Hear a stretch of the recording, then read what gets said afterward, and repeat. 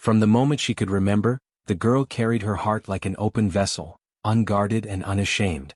She was gentle, with a kindness that lingered in her voice, in her hands and in her eyes. Whenever she saw a bird with a broken wing, she would kneel to comfort it, whispering as though her words might ease its pain. When she noticed a child stumble and scrape a knee, she would rush with cloth in hand, binding the wound with soft care. And when the old grew weary, she would offer them a steady arm, never asking for thanks. She had no wealth to give, no strength of muscle, no commanding voice, but her spirit poured into others as though she believed that giving of herself was enough. But the world around her did not see it that way. The village she belonged to was proud and harsh, measuring worth by strength, by laughter, by loudness. Her quiet ways unsettled them. Worse still were her tears. She cried easily, not only for her own pain but for the pain of others. The villagers found this strange, even shameful. They believed that tears were a sign of weakness, a flaw that must be mocked. And so they laughed. They laughed when she cried at the sight of an old woman losing her last goat, knowing the woman's hunger would sharpen. They laughed when she wept because a bird had fallen from a tree and broken its neck. They laughed even harder when she shed tears for herself, standing small and alone when others mocked her openly. For the villagers, her tears were entertainment, an endless fountain of foolishness that gave them cause to ridicule. "There she goes again," they would say, "the girl with the rivers in her eyes." They told her she was too soft for the world, that her heart was like wet clay, shapeless, fragile and easily broken. Children tugged at her dress to provoke her, eager to see her eyes well up. Adults scolded her, saying she would never grow strong, never endure, because tears were proof of weakness.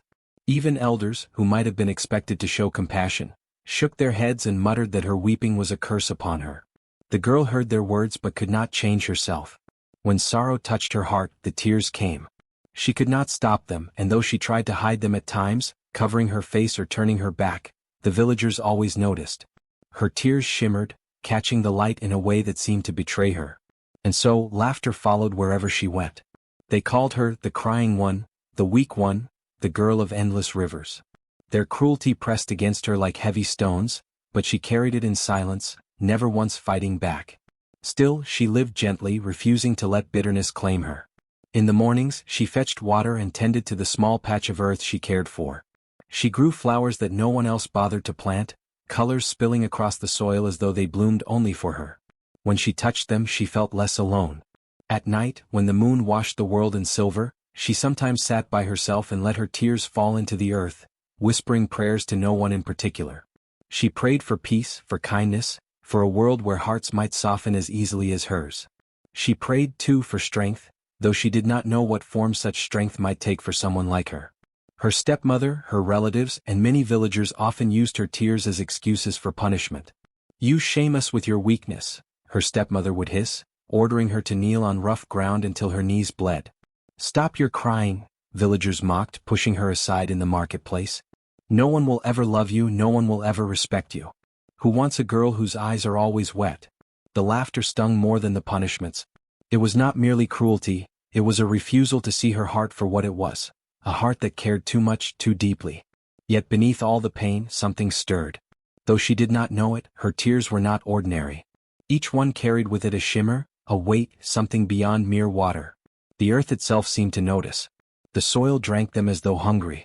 The air seemed to pause when her tears fell, listening as though the drops spoke a secret language. But the girl, too innocent and too used to mockery, never imagined there could be anything unusual about her weeping. To her, they were just tears, the only voice she had when her heart grew too full. Still, the villagers' cruelty deepened her isolation. Day by day, she learned that her place in their world was not among laughter or companionship, but always outside, always beneath. She walked with her head low, her steps careful, her voice seldom raised. And though she smiled when she could, her smile never seemed to reach the villagers. They saw only her tears, never the kindness behind them. She was the girl of quiet tears, mocked, humiliated, and misunderstood. A girl whose grief had become entertainment for others, a girl whose heart remained pure despite being trampled. And though no one could yet see it, every tear she shed carried a weight of judgment waiting silently in the earth. For the laughter of the cruel does not last forever, and her tears, though mocked, would one day rise higher than all their scorn. They never tired of it.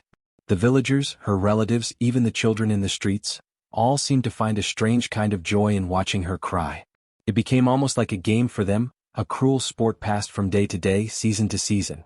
Whenever she walked into the market with her basket of vegetables, heads would turn. Whispers spread quickly, "Let's see how long it takes today." Then someone would step forward, sometimes her stepkin, sometimes her neighbors, and the torment would begin. They mocked her voice, mimicking the softness with which she spoke. They imitated her trembling hands, her gentle steps. But most of all, they chased after her tears. They prodded her with insults like children poking a caged animal. "Weak one," they jeered. "The river-eyed girl." They said she was unfit for hard work, unfit for marriage, unfit for the village itself. And when her eyes finally welled, when her cheeks grew wet despite her attempts to swallow the pain, their laughter rose like a drumbeat across the square. Her stepkin were the cruelest of all. Her stepmother seemed to take pride in her tears, as though they proved her worthlessness. "You shame my house," she would snap, pushing the girl to the ground over the smallest mistake. If food spilled, it was her fault. If chores were unfinished, she was lazy. And when the girl's tears fell, the stepmother smiled. "Look at her," she would say to the others. "Crying again like a baby? Can you not even stand upright without flooding the ground?" Her stepbrother, stronger and louder, found ways to humiliate her in front of others. He would pretend to stumble and then blame her for his fall. "She cursed me with her tears," he shouted once, clutching at his leg though nothing was wrong. The crowd laughed, delighted at the theater. Another time, he snatched the small flowers she had grown behind their hut and crushed them in his fist. "There.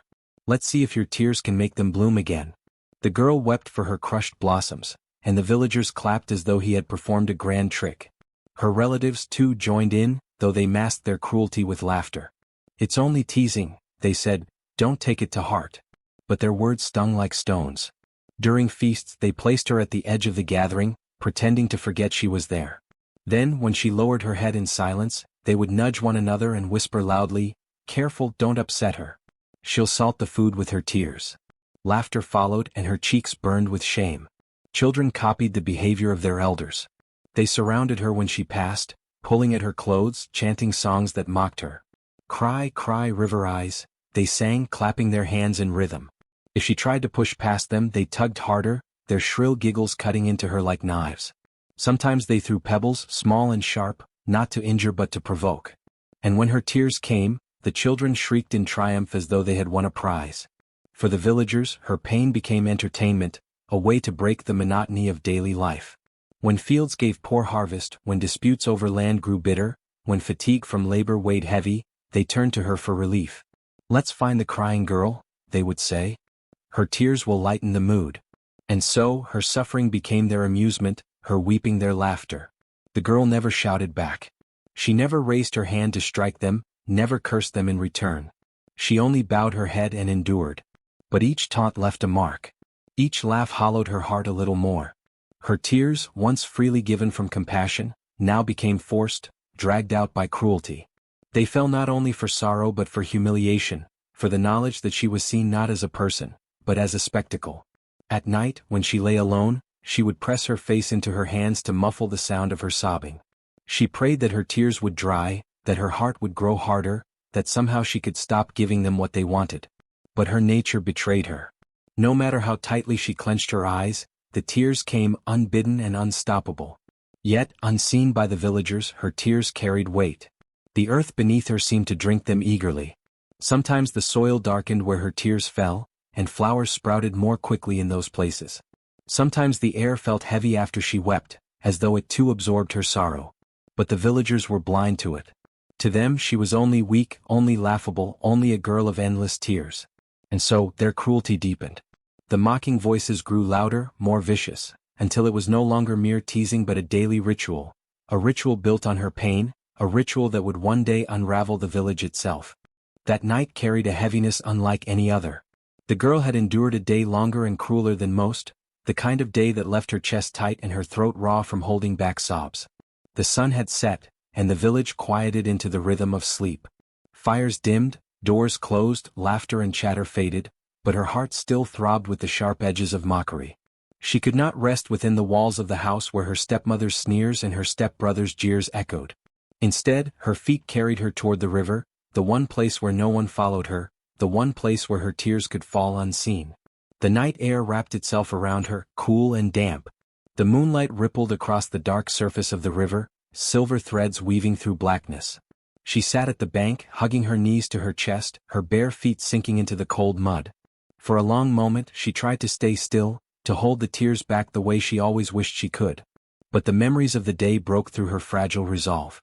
She remembered the laughter in the marketplace, the way the villagers clapped as her stepbrother mocked her voice, the cruel songs the children sang as they tugged at her skirt. Each memory pressed down on her until her chest heaved and the tears spilled freely, dropping into the earth. No one was there to hear her. No hand reached out to soothe her trembling shoulders, no voice whispered words of comfort.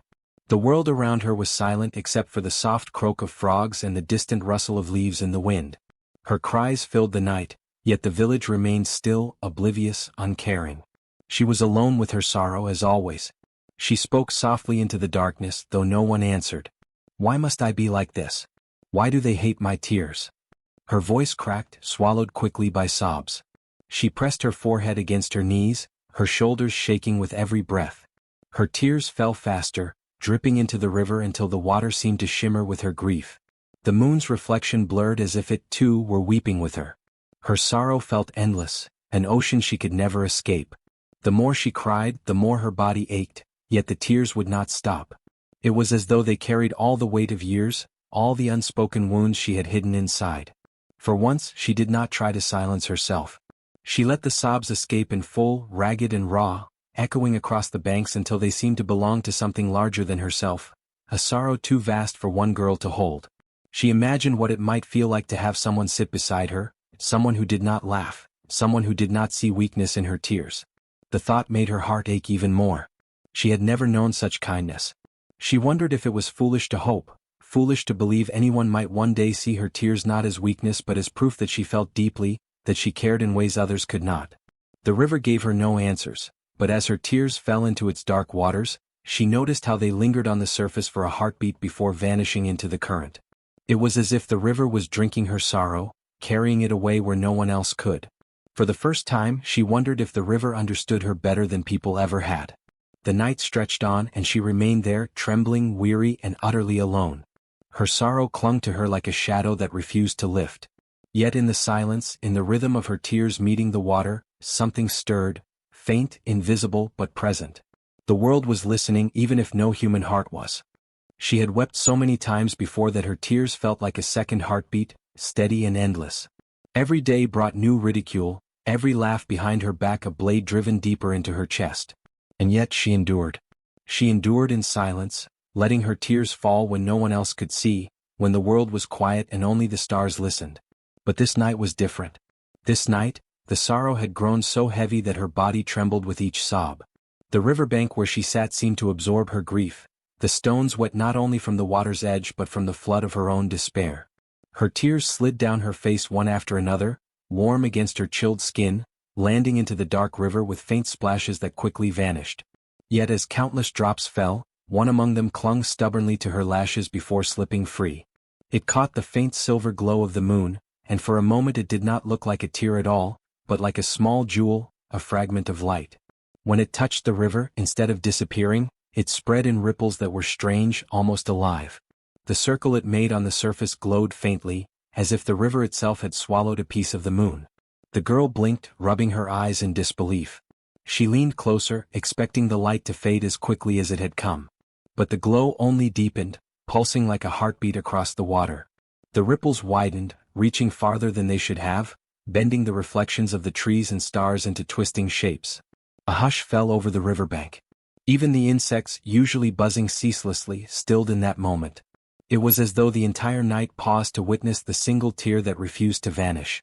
Her breathing grew uneven. For so long she had thought her tears were powerless, evidence of her weakness, proof of her inability to fight back. Yet here was something undeniable, something that hinted that her sorrow was not without meaning. She whispered to herself, her voice shaking, Why does this one feel different?" The water did not answer in words but in movement. The glowing tear seemed to sink deeper into the river, and where it sank, the current stirred unnaturally. Small waves rose and fell as though the river were breathing. The girl's heart pounded, a strange mix of fear and hope colliding within her. She felt the air grow heavier, colder, and yet alive with a presence she could not name. Her reflection shimmered on the glowing surface, but it was not the same face she knew. Instead, she saw a figure of herself stripped of sadness, eyes burning with an intensity she had never possessed. For an instant she recoiled, thinking the river was mocking her, showing her a dream she could never reach. But the reflection did not laugh. It only stared back, steady and calm, as if waiting for her to understand. The ripples stretched wider, the water quivering with energy. Birds hidden in the trees stirred uneasily, their wings rustling, though none dared to call out into the night. The girl pressed her palms into the soil, grounding herself as the impossible unfolded before her. Her sorrow had carved her into something fragile, but now it seemed that same sorrow had awakened something vast and untamed. Her tears slowed, not because she had no grief left, but because awe had overtaken her sobbing. That single glowing drop had changed everything. She realized now that the world had heard her, the earth and the river had drunk her pain, and something had answered back. It was no longer just her burden. It belonged to something greater, something watching. For the first time she did not feel small in her suffering. She felt as if her tears had weight enough to shake the night itself. And though she did not yet know what this awakening meant, she sensed that it was only the beginning, that this tear had not fallen to be forgotten, but to be remembered. It was the first sign that silence was ending, and that sorrow, once ignored, could rise into power. At first, the river's movement seemed harmless, nothing more than a trick of the night. The girl sat on the bank, still staring at the strange glow that had spread where her tear had touched the water. The surface rippled, rolling gently as if a breeze had passed across it, though the air was still and heavy. She hugged her knees to her chest, uncertain whether to be afraid or to trust what she was seeing. For so long her tears had brought nothing but ridicule. Now one had stirred the river itself. The water's swell began softly, almost like a sigh. A thin wave brushed against the stones at her feet, then pulled back, only to return again with slightly more force. She wiped her face and leaned forward, watching as the current shifted with growing urgency. The river, usually calm and predictable at this hour, now seemed restless, as if something within it was stretching awake after a long slumber. By midnight the swelling had grown noticeable. The girl rose to her feet, stepping back as the edge of the water crept higher onto the bank. She glanced toward the village in the distance, its huts glowing faintly with the light of dying fires. No one stirred, no one noticed. Why would they? They never paid attention to her cries, and they would not imagine that the river itself could rise because of her grief. The current began to hum, a low vibration that she felt in her bones. Each lap of water against the shore carried a rhythm, as if the river's heart was beating louder with every passing moment. She pressed her hand to her chest, matching her racing pulse to the rhythm below. Her stomach churned with unease. She could not tell if this was comfort or warning. When dawn crept near, some villagers awoke to find the river running higher than before. They muttered among themselves, dismissing it as nothing unusual. "It is the season," they said. "Rains must have fallen upstream." They scoffed at the nervous few who pointed to the creeping edge of water licking at the borders of their fields. Children splashed in the shallow overflow, laughing at what they thought was a gift from the river. But by midday the waters had grown bolder. The girl watched from the edge of the village as the river stretched beyond its usual path, sliding into the crops that lined its banks. Green stalks bent under the weight of the water, their roots drowning slowly. Farmers cursed, wading in to salvage what they could, their complaints rising into the warm air. Still most dismissed it. "It will recede," they insisted. "It is only a passing swell." Yet the water did not recede. It lingered and swelled further. By evening, it pressed against the first rows of huts nearest the river. Children who had once laughed now clung to their mothers as the water soaked into the dirt floors. Chickens flapped and scattered, their nests ruined, while goats bleated in panic as their pens grew slick with mud. The girl, standing at the edge of the crowd, saw the faint glow still flickering within the river's depths. She alone understood what this was, though she could not explain it in words. Her heart ached with both sorrow and dread. Her tears had been ignored, mocked, and cast aside, but the river had remembered. And now it was answering on her behalf. That night, while the villagers tried to sleep uneasily, the water continued its silent invasion. It slid into paths and courtyards, filling the spaces between huts. Wooden doors swelled and stuck fast as the moisture soaked them. Fires sputtered and died as the damp air grew thicker. Those who awoke to the sensation of cold water around their ankles whispered in fear but still clung to denial. By morning the truth could no longer be ignored. The fields nearest the river lay submerged, the crops gone beneath the surface. Several homes had been abandoned, their owners fleeing to higher ground. The villagers gathered in the square, their voices sharp with panic. "It is unnatural," some muttered. "The gods are angry." Others pointed fingers, searching for someone to blame. The girl stood apart, her hair damp with river mist, her face pale but calm. She knew they would not look to her, not yet. They never did until it was too late. And even now, she sensed the river was only beginning to rise, only beginning to carry her grief into something the village could no longer laugh away. The water moved like a patient beast, slow but unstoppable, crawling into every crack, every open field, every sleeping corner of the village. What had begun as a single glowing tear now pressed against the hearts of those who once mocked her, and though they dismissed it, fear had already planted itself deep within them. The rising waters were not merely water anymore. They were her sorrow, vast and unrelenting, and they had only just begun their climb. The river that had swelled quietly, steadily, suddenly broke its silence. At first it was a groan, a low rumble that shook the banks and made the earth tremble under the villagers' feet. Those who had gathered to complain about their drowned crops turned their heads toward the sound, unease rippling through them. Then, without warning, the river surged upward with a roar. Walls of water burst from its surface as though the river itself had split open, and the gentle rising of yesterday became an unstoppable force. The girl stood on the edge, her eyes fixed on the torrent. She had wept until her tears could no longer fall, yet still the water moved as though her sorrow had been absorbed into its very essence. The flood swelled high, curling into waves that rose like creatures with form and intent. Their shapes were strange, some resembling long arms stretching from the river, others curving like faces caught mid-cry. The villagers gasped in horror, stumbling backward as the water seemed alive, aware and hungry. Panic set in quickly. Mothers clutched their children to their chests, dragging them away from the banks, while men shouted orders that no one obeyed. The waves came crashing forward, spilling into the square with ferocity. Huts closest to the river crumbled as their foundations were ripped apart, wooden walls torn down in moments. Chickens and goats were swept up in the current, their cries muffled beneath the surge. But the flood was not wild without purpose, it chased. Those who had mocked the girl, those who had laughed at her tears as if her sorrow was a joke, found themselves singled out.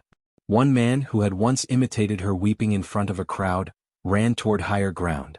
Behind him, a wave curled like a serpent, rising taller than his fleeing form.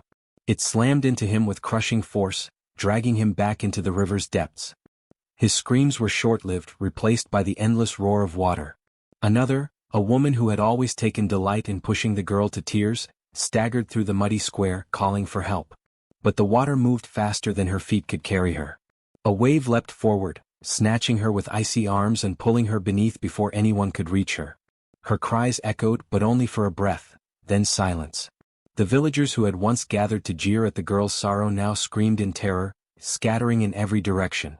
Yet no matter where they ran, the water followed.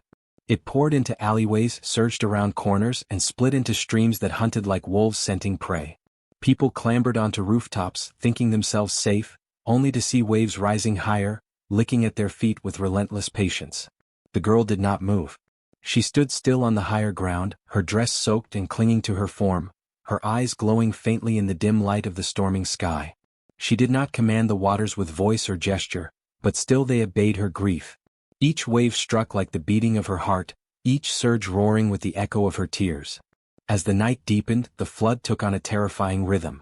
Between the crashes of waves, villagers swore they heard voices, murmurs of sorrow and rage, like the girl's cries magnified 1,000 times. The sound carried through the rushing water, haunting those who had thought themselves untouchable. To the guilty, it was as if the water whispered their names before it swallowed them whole. Fires sputtered and went out, drowned in the deluge. Paths became rivers, courtyards turned to lakes, and the once bustling village transformed into a drowned ruin. Lanterns floated aimlessly before being dragged under. Men who had laughed at her weakness fought the water with all their strength, but their strength meant nothing against the tide. Each collapse of a hut, each scream silenced by a crashing wave, seemed to echo the balance of justice being restored. Some of the innocent tried to help their neighbors, pulling them from the water's grip, but the waves did not seek them. They clung to the guilty, to those who had thrown cruel words like stones at the girl's heart. The flood was not mindless destruction, it was judgment. And judgment had no mercy. From her place above the ruin, the girl raised her face to the heavens. The rain did not fall, yet the river swelled as though the skies themselves poured their sorrow into it. Her eyes glistened faintly, not with weakness but with a strange, terrible strength. Where once her tears had been mocked, now they ruled the land, each drop multiplied into the weight of an entire flood. The villagers who remained alive huddled together, their faces pale with fear, their voices hoarse with prayers. They whispered her name in tones of awe and terror, finally understanding the power they had laughed at. Her sorrow had not been weakness, it had been the seed of their undoing. As the night stretched on, the waters showed no sign of retreat. The flood circled the village like a living thing, waiting, watching, striking whenever someone dared to move. The girl stood unmoving, her silhouette framed by the ghostly light of the moon, and the people knew then that the flood was not just water. It was her grief, transformed into vengeance, and until her sorrow was satisfied, it would not stop. What had begun as a single tear had become an ocean of justice, and the guilty now found themselves swallowed not only by water but by the weight of every cruelty they had dismissed. Panic consumed the village. And in that panic, the girl's once quiet tears were finally heard, echoing through the flood that awakened to speak for her. Their laughter once rang through the village like the beating of a drum, cruel and sharp, piercing her tender heart. They had mocked her when she stumbled, jeered when she cried, and even imitated her sobs for amusement, turning her grief into a plaything. But now, as the waters surged with unstoppable force, it was their turn to be brought low. The same mouths that had spilled venomous laughter now screamed in terror, their voices raw with desperation. The irony was cruel yet perfect. Their cries for help mirrored the sound of her own cries, the very ones they had ignored and ridiculed. The flood seemed to know this. It seemed to hunger for justice. The loudest among them, the boys who once chased her down the village path, laughing at the tears on her face, the women who whispered behind their hands as though her emotions were entertainment, and even the elders who had shrugged at her sorrow instead of offering comfort, were the first to feel the river's wrath. The waters did not simply rise, they lunged, crashing into huts and dragging bodies with them. Each scream was muffled by the rush of water, each mocking face swallowed until it vanished beneath the frothing waves. Some tried to run, but the water was faster than legs. It coiled around them like serpents, tugging them back into its endless embrace. Their struggles meant nothing. The river was alive now, no longer just water but a vessel of vengeance, carrying the weight of her endless tears. The sound of splashing and wailing filled the night, a grim symphony that echoed against the hills. Those who had once called her weak now begged for her mercy, though none came. In the chaos, people clung to roofs, trees, or anything that might hold them above the current. Yet the waves moved with purpose, targeting the guilty with frightening precision. A man who had once pointed and laughed as she wept in the marketplace found himself yanked from his perch and swallowed whole. A woman who had mocked her for being soft as rain was swept from her doorway, her final shriek drowned in a bubbling rush of water. It was as though the flood itself carried memory, as though it had been born from her sorrow and knew exactly whom to claim. Children cried in terror, clinging to their mothers, and the innocent were spared in strange, unexplainable ways. The current shifted around them, lifting them gently out of harm's reach. But the guilty had no such salvation. The river showed no pity for those who had laughed when pity was most needed. Their desperate hands reached out, their faces twisted with fear, but there was no one to comfort them now. The very compassion they had denied her had vanished from their world, leaving them to drown in their own cruelty. The girl watched from the riverbank, her face wet not with tears now but with a glow of power that seemed to radiate from within her. She did not speak, did not move to intervene. She simply stood, as though her very presence had commanded the waters to judge. Her eyes, once dim and tear-stained, were now fierce, glowing faintly with sorrow turned to strength. She did not need to raise a hand, for the flood carried out her will without question. As the night deepened, the laughter that had once defined her tormentors was silenced, one voice at a time. In its place came only the roar of the waters and the distant cries of the few who had survived untouched. The village that had fed on her misery was being consumed by it, devoured by the very force they had mocked. And in that terrible silence that followed the drowning cries, the truth became clear. Their cruelty had not broken her, but birthed something far greater. She was no longer the girl of quiet tears. She was the force that turned tears into floods, the embodiment of grief made power.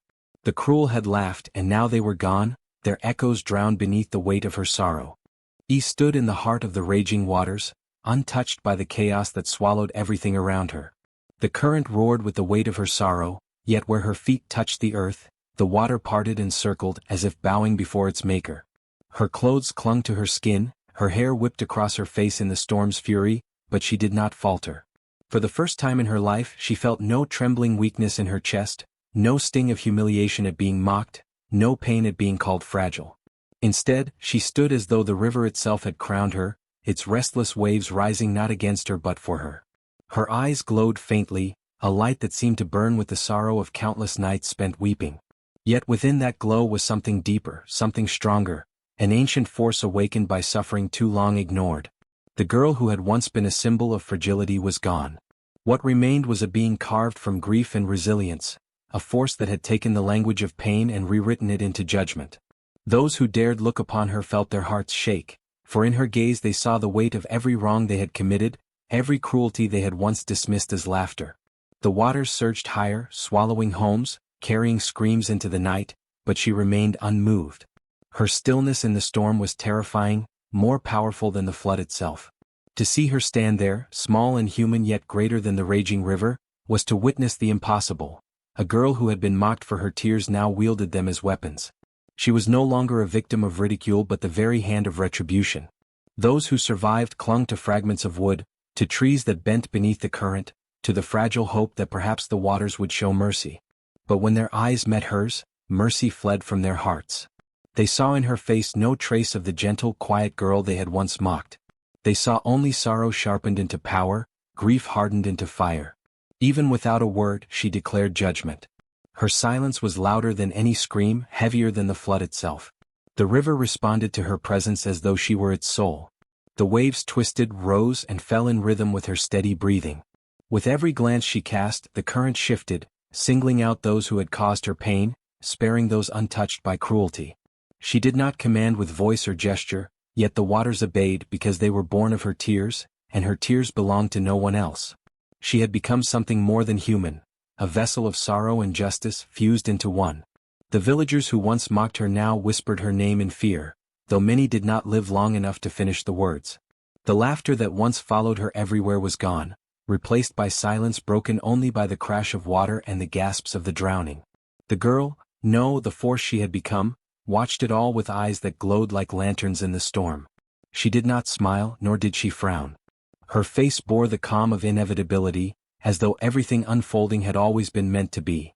And in that moment, the girl was no longer a fragile figure in the village's memory. She was reborn into legend, a living embodiment of judgment carried on waves. The weak, tearful child had vanished, and in her place stood a force that no mockery could shatter, no cruelty could silence. She was sorrow given flesh, grief given power, and judgment given form. She was the flood. When the waters finally began to recede, silence fell heavy over the land.